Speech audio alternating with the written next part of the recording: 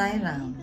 I offer my humble salutations at the lotus feet of Bhagavan Sri Sathya Sai Baba. I came to know Swami through my husband because I saw in his car a book that was lying on the seat. It was called God Lives in India. And that immediately aroused my curiosity. And I said, if God lives in India, I definitely want to go see him. Since I thought about when Jesus was walking on the earth, and I didn't want to miss out on this opportunity. So I booked my tickets and off we went to India with my husband.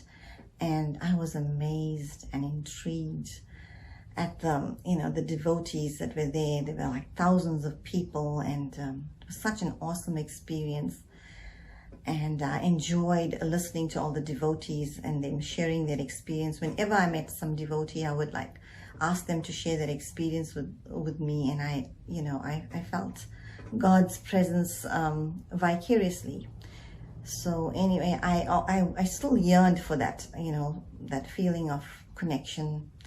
I still didn't feel like I still couldn't call myself a devotee, because I felt like, even though I acknowledged Swami and I worshipped him and I prayed to him and I believed that he was God, I always felt like I wasn't worthy enough to be a devotee.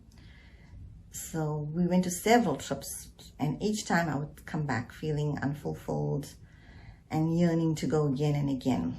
However, all these trips pretty much came to an end, I thought, when we decided to come to the USA in the year 2001. Anyway, one night in 2001, I had a dream where Swami came to me and he told me, come to India. And I said, Swami, I just came to India not long ago, and why should I come again? What's the need? And Swami said, no, come again.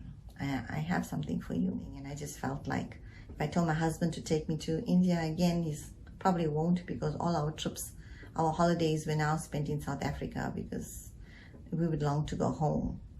But so 2001 went by, and then 2002 came along, and then I started remembering this dream again, and it persisted with me so much so that I felt like I had to go to the ashram, and I felt I really wanted to go, and I thought, okay, I'll leave it to Swami, and I will align if he wills me to come, and so I'm going to align myself with his wanting me to come. So I mentioned it to my husband, not thinking that he would agree. But surprisingly, he did, and so off we went to India.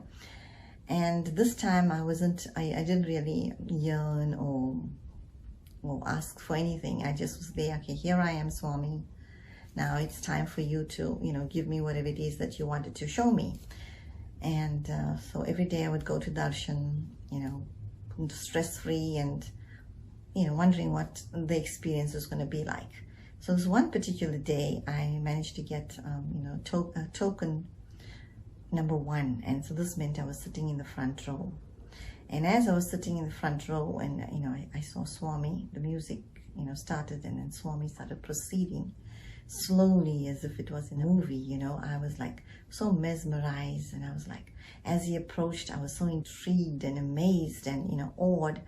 And as he approached me, he started waving his hands, and he started materializing Vibhuti.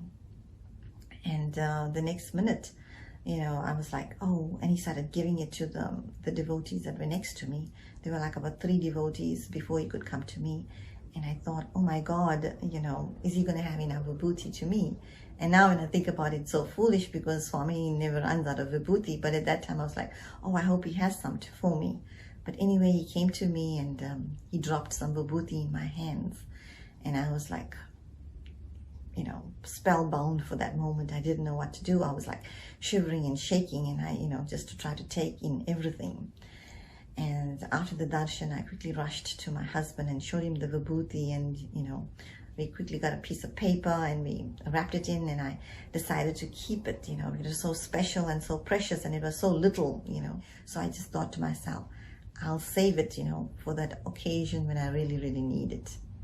And little did I realize that 2 years later, when I fell pregnant for my second son, I was a little bit worried, because the doctors had told me that, there could be some complications or some concerns about the baby. So I was, being the warrior that I am, and I always stress about everything. I was so worried.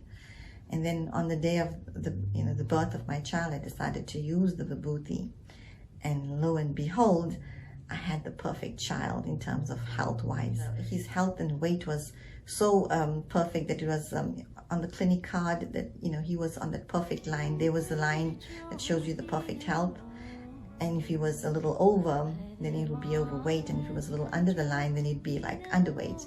But Rivash was on that particular line. So Swami had proved to me that he was watching over me and listening to me all the time. And thanks Swami once again for giving me this momentous memory. Thank you. Jai Sai Ram.